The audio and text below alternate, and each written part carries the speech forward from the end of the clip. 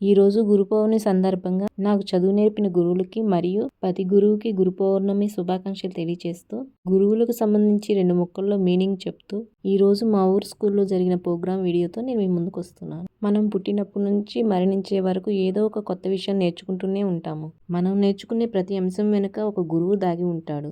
బ్రహ్మ, విష్ణువు, మహేశ్వరులు కలిసిన రూపం గురువు. అందుకే మాతృదేవోభవ, పితృదేవోభవ, ఆచార్య దేవోభవ అన్నారు. అంటే తల్లిదండ్రుల తర్వాత అంతటి స్థాయిని పొందింది గురువు. గురువు అనే పదానికి అర్థం గు అంటే అంధకారం లేదా చీకటి అని అర్థం. రు అంటే తొలగించటం అని అర్థం. అజ్ఞానాన్ని తొలగించే గురువుని సాక్షాత్ బ్రహ్మ అనడంలో సందేహమే లేదు. గురువు అంటే అర్థం ఇదండి. ప్రతి ఒక్కళ్ళు గురువు పట్ల గౌరవంగా ఉండి మనం భవిష్యత్తులో బాగుండాలనే ఆలోచనతోనే వాళ్ళు మనకు అంత శ్రద్ధగా చెప్తారు. వాళ్ళు చెప్పిన ప్రతి విషయాన్ని మనం శ్రద్ధగా నేర్చుకొని మన జీవితాన్ని నందనవనంగా మార్చుకుందామండి.